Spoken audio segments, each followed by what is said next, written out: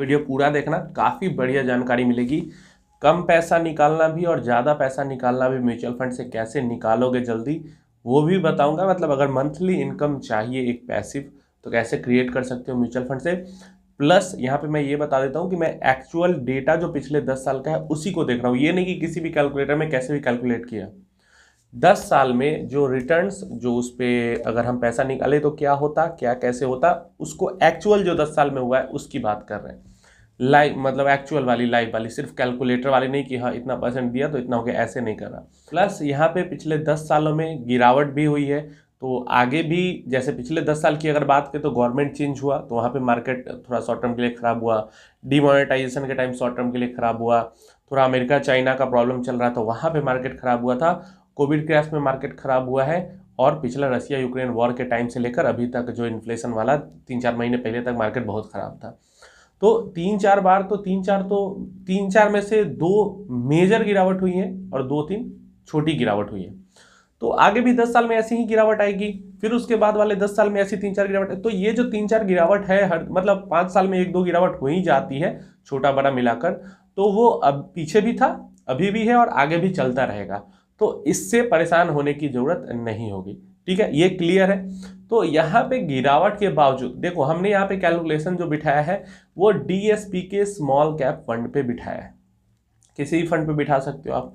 हमने यहाँ पे जब से इसका direct growth plan small cap का शुरू हुआ 1 जनवरी 2013, वहां पे हमने इस प्लान में 10 लाख रुपए लमसम डाल दिए।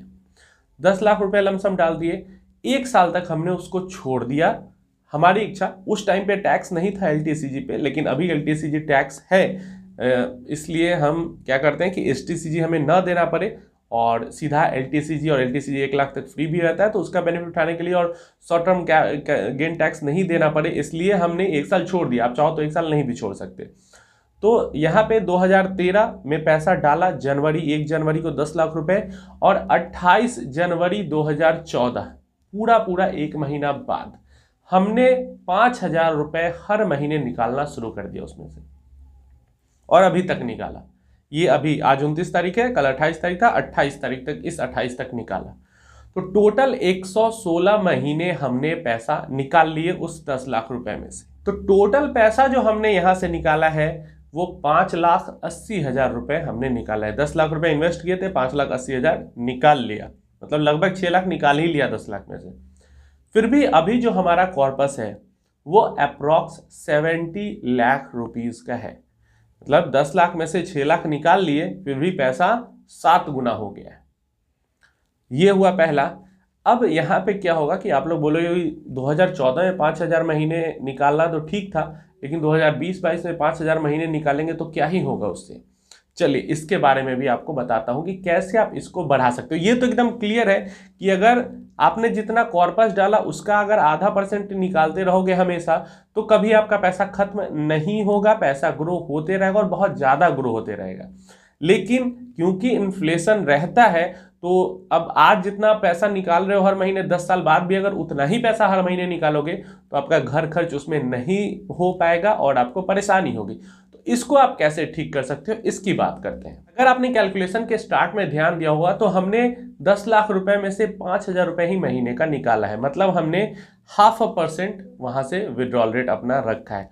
तो अगर मिनिमम 12% भी से भी हमारा कॉर्पस ग्रो होता है तो 6% हमारा निकल रहा है, और यहाँ पे 6% ग्रो हो रहा है। लेकिन इस केस सिनारियो में, जो ये डीएसपी स्मॉल कैप के केस सिनारियो में है, जो कॉर्पस ग्रो हुआ है वो 22% से ग्रो हुआ है लास्ट 10 ईयर्स में, इसलिए 6% हर साल निकला और 18% हर साल ग्रो हुआ। तो 22% नहीं होगा, 15%। अगर स्मॉल कैप फंड्स 15%, 16%, 17% तक भी ग्रो करते रहते हैं स्मॉल कैप फंड्स, तब तो 10% के आसपास हमारा बच जाएगा हमेशा। लेकिन वो भी हम नहीं मानते, 10% भी हम नहीं मानते नहीं बचेगा। हम 12% पे ही मानते हैं, 6% निकाल रहे हैं, 6% बच रहा है। अब करना क्या यहाँ पे है, जैसे 10 लाख हमने डाला, 5,000 हर महीने निकाल रहे हैं। जिस दिन वो कॉर्पस 15 लाख क्रॉस कर जा रहा है, 15 लाख क्रॉस कर जा रहा है, हम वहां से 5,000 रुपए की जगह 7,500 रुपए निकालना शुरू कर देंगे। जिस दिन वो कॉर्पस 20 लाख क्रॉस करेगा उस दिन हम 7.5 की जगह 10,000 रुपये हर महीने निकालना शुरू कर देंगे। फिर वो 25 क्रॉस करेगा तो हम 12,500 निकालना शुरू कर देंगे। ऐसे करके आप क्या करोगे कि जैसे जैसे आपका कॉर्पस ग्रो होते जाएगा वैसे वैसे उसका 0.5% आप निकालते जाओगे, और बीच में गिरावट आएगी तो कॉर्पस कम हो जाएगा, कोई फर्क नहीं पड़ता। कॉर्पस जितना है उसके अकॉर्डिंग 0.5% निकालते जाओ। अगर 25 लाख हो गया और किसी एक साल में कोई कोविड जैसा कोई क्रैश आ गया और वो 25 लाख से घट के 15 लाख हो गया, तो 15 लाख जैसे 20 लाख के नीचे आया आपको अपना जो विड्रॉल रेट है उसको भी घटा देना है, ठीक है। फिर एक साल में रिकवर होकर ऊपर चला गया 30-35 लाख चला गया तो फिर विड्रॉल रेट 0.5% कर दो। तो 0.5% का विड्रॉल रेट रख के आप अगर अपने विड्रॉल रेट में भी ग्रोथ करते रहोगे, कॉर्पस भी आपका ग्रोथ होता रहेगा, ना पैसा कभी खत्म होगा और ना इन्फ्लेशन की कभी टेंशन होगी।